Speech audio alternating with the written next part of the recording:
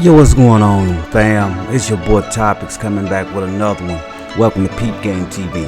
Alright, now, we got Charleston White sitting having a sit-down interview, and he's speaking on black culture when it's concerning black men and women.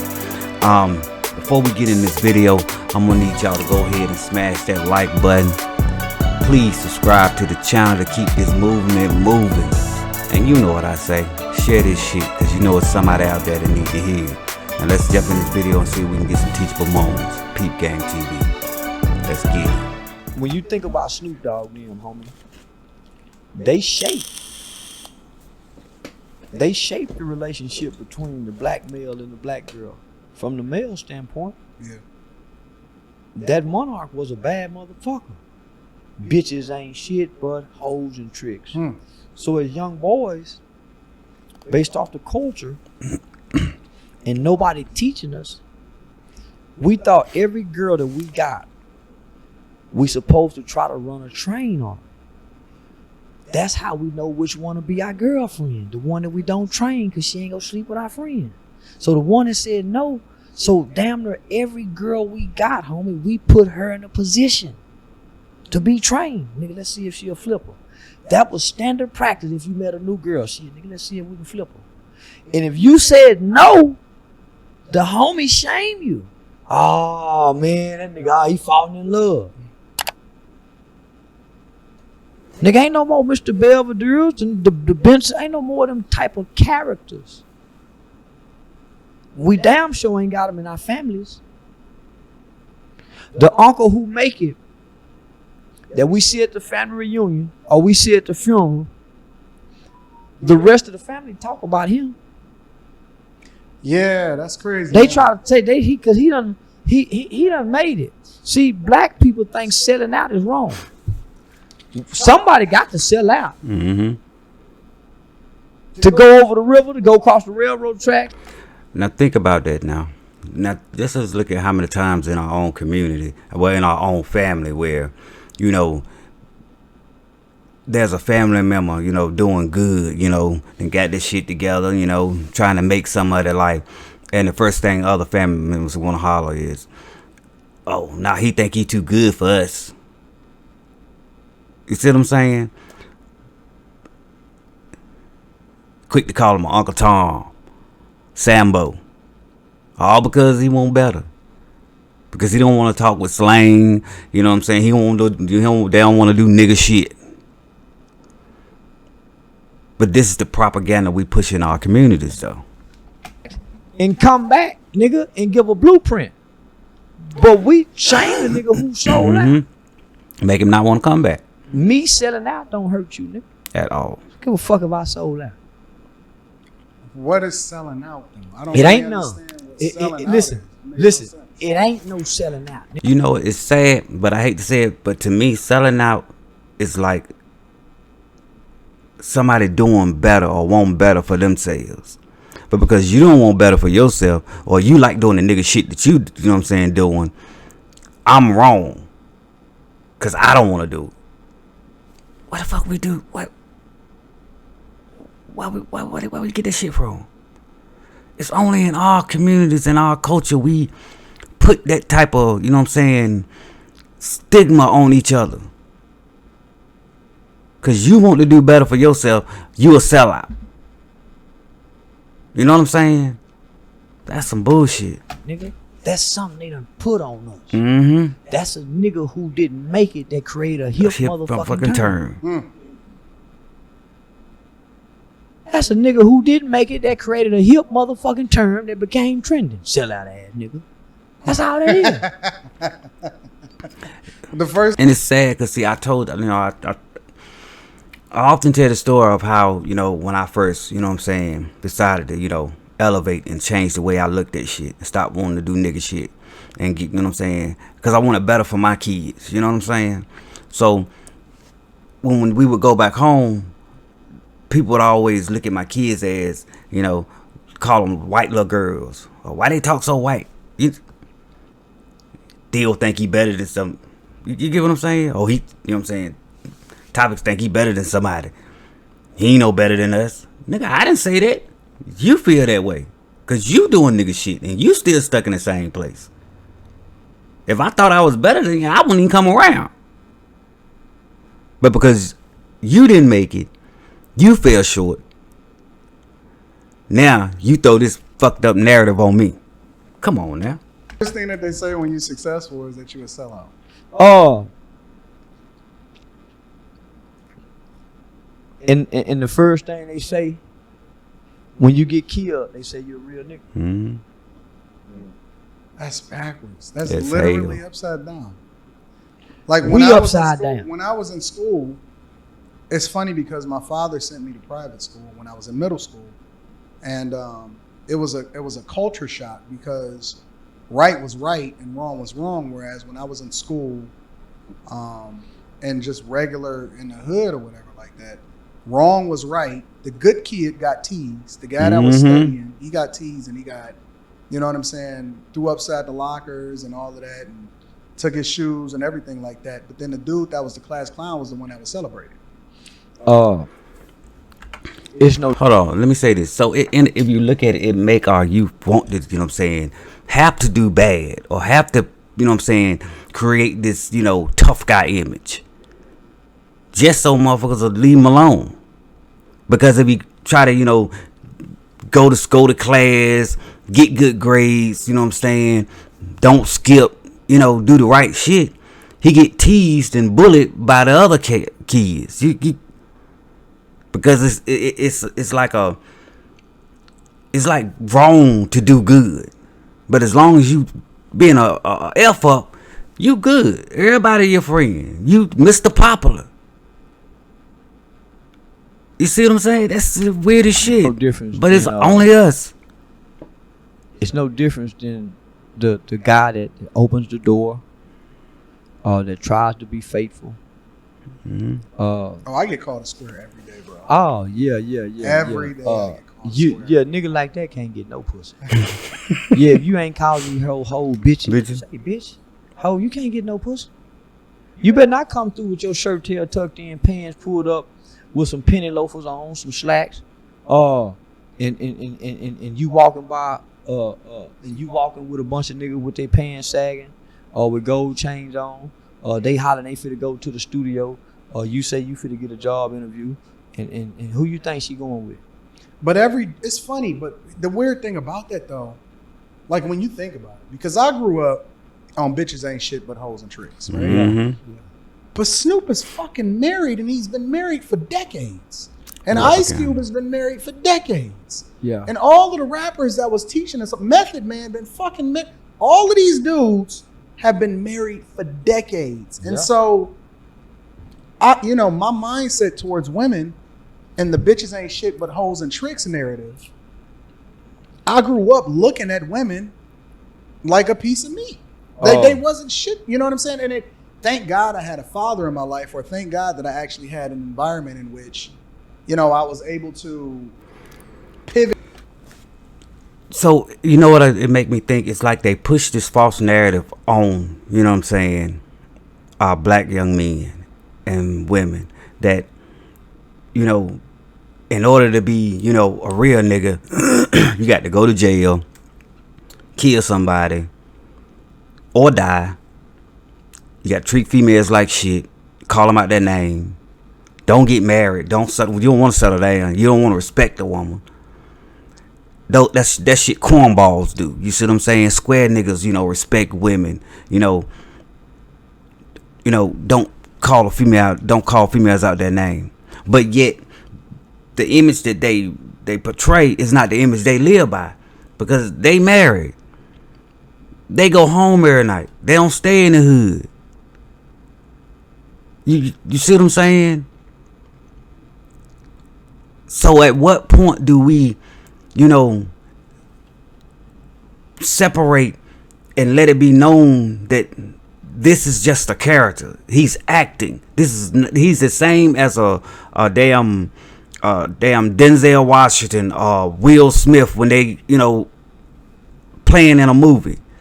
When they on stage, they doing the same thing. This is their movie. This shit ain't real. They don't live these lives. This is the shit that need to be known. So our young men will know that, this shit right here is just entertainment. It ain't no words that you should live by. It ain't no shit that you should stand on. Cause see, the homie that's taking care of his kids, you know what I'm saying, respecting his woman, trying to build a family, that's the shit you need to stand on. That's the female, that's the shit those are words that you can live by. You know what I'm saying? But our culture pushed this fucked up narrative. It off of that, or the foundation of how my father treated my mother was a long-lasting memory, which led into me actually being married for 18 years since I was 22 years old. Mm-hmm. But overwhelmingly, it seems as though the things that's being sold by the ones that's most successful does not necessarily align with the way that they live. The one that they call it the biggest sellout, Rick Ross, right? Yeah. He seems to be doing the best out of all of them. Yeah, he does. He also had a father. I didn't know that. Yeah, he also had a father. It's propaganda. Mm-hmm. Right? It's all propaganda. If you want to destroy the black man, you remove the black woman. That's it. You can have a father all day long, but if you don't watch your father how he treats your mother, you never know how to pick the right woman to be your woman. Yep. Your father show you how to go get that woman, huh? And based on your mother's actions and inactions and responses to him, you find the qualities and the traits that you would like that appeal to you, right? So your mother traits would jump out to you in women. When you date them. You know what? That shit is. Hold on. Let me just say that shit is so true. Cause see, I watch my wife. You know what I'm saying? And I've been married now for 20 plus 21 years now. You know what I'm saying? But the older I get, the more I watch my wife and this little shit she do that remind me of my mom. Like the way she hold her mouth. You know what I'm saying? When she's sewing. Yeah, my wife, she still knit, and so that's the type of woman I got. I got an old school woman, you know what I'm saying? But she still knit and sew. And when one day she was knitting, you know what I'm saying, my granddaughter a blanket, and I'm sitting there and I'm watching her, and I noticed the way she hold her mouth is exactly the way my mama hold her mouth. You know what I'm saying? I didn't peep that shit when I was younger, but now that I'm older, it's certain shit I see and how she act and certain shit she do. It's certain characteristics that she has that remind me of my mom. So that I can't. That's a real statement right there. You know what I'm saying? We never seen no one really love our mothers. So nigga, we don't know about no woman. So it's easy to say bitches ain't shit but hoes and tricks. Let me say this too. Now it's only a select few that take what they seen their mom go through with a man and change it. Cause see me. Out of the love I have for my mom, cause see my mom was my heart. Still is my heart. But out of the love I have for my mom, I watched how my dad at one point in time treated her, and I knew that I didn't want to never treat my wife like that. So these were certain vows I made to myself as a young man that once I got married, I would never let the woman that I married go through some of the bullshit that my mom went through. You know what I'm saying?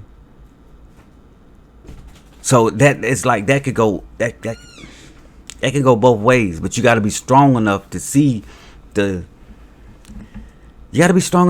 bullshit, you see what I'm saying, and not feed into it. Luckily, I saw the bullshit, but I ain't feed into it. Now, don't get me wrong. Before I got married, I had my share where I, mistreated a couple females. Yeah, I'm guilty of that. But in the back of my mind, I always knew I wanted to be married, and I always knew that I wanted to treat my woman like I wanted somebody to treat my mom, if that makes sense. Yeah. I've seen a man come out my mother's bedroom, but she had a boyfriend. She protected her. She protected her image as a mother. She guarded that motherfucker. I ain't never heard my mama having sex. Nope. Oh man, tell me about it. You see what I'm saying? Mm-hmm.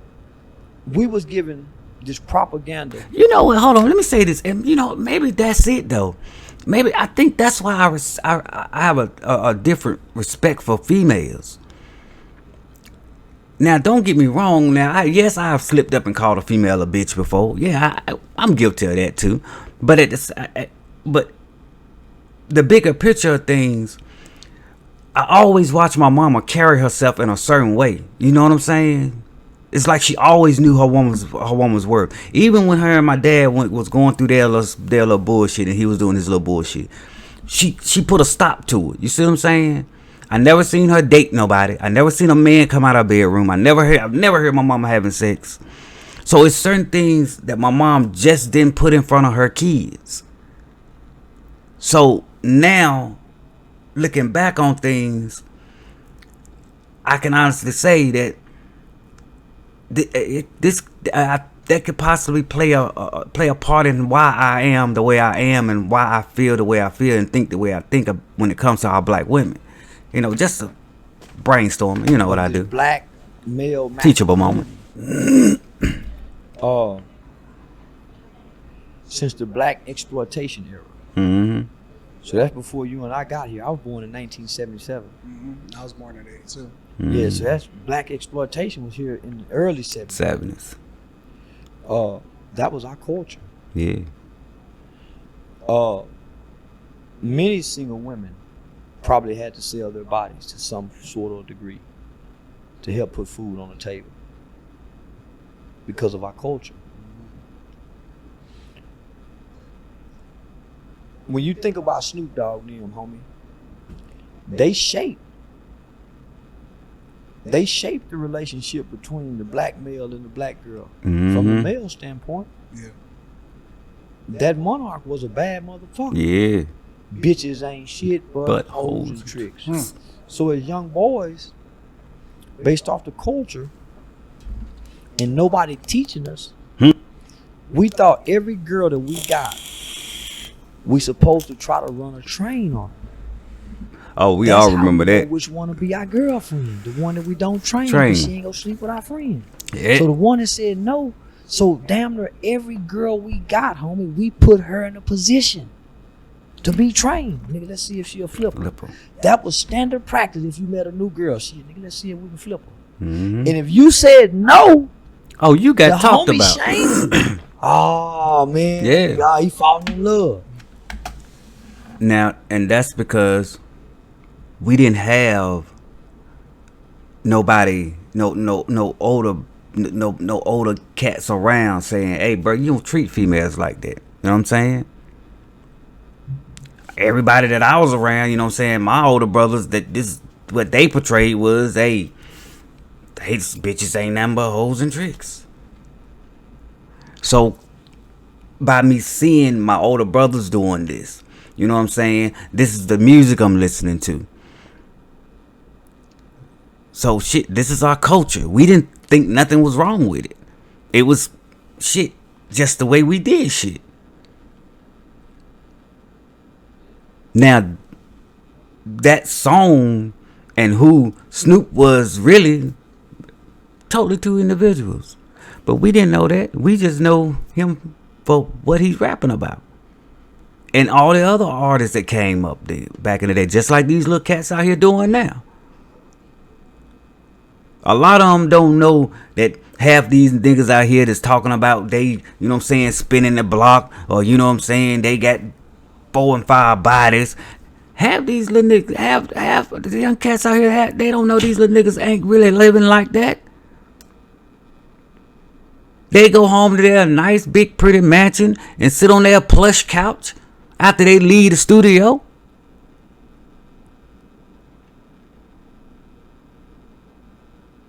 And it's sad to say, but once a man come out and start putting that shit in everybody's face, nobody like him. Nobody want the truth to be told. You see what I'm saying? So everybody just want our culture to stay in this effed up place. When instead of just telling the truth, letting the truth, you know what I'm saying, be told, and we could, you know what I'm saying, try to rectify or fix some of these situations that's going on in our homes. Because I say all the time, I don't care if you got a mom and a dad in your household. 9 times out of 10, rap music and gangbanging have a bigger influence on the youth than their mom and dad. Now, mom and dad may be teaching something inside the home, but when they go outside or they chilling with their friends and listening to that rap music, it's saying something totally different. And 9 times out of 10, they not gonna believe mom and dad, because shit, parents just don't understand. We all remember that song. Parents just don't understand.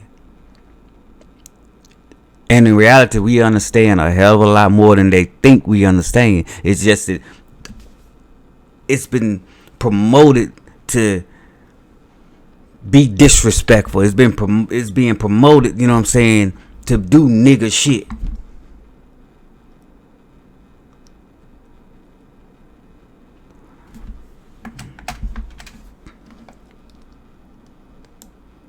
See if we can flip them.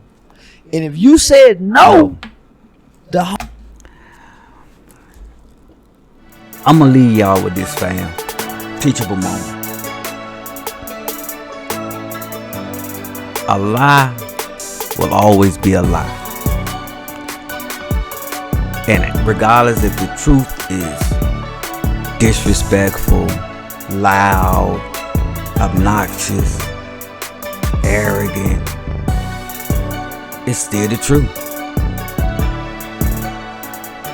So do we continue to watch our youth continue to go down this downward spiral on some bullshit lies? Or regardless of how disrespectful, arrogant, loud, obnoxious the truth is, we put the truth out. Something to think about. I'm your boy Topics, Peep Game TV. Like I say, like, comment, and subscribe. And share this shit, cause you know it's somebody out there that need to hear it. Aha.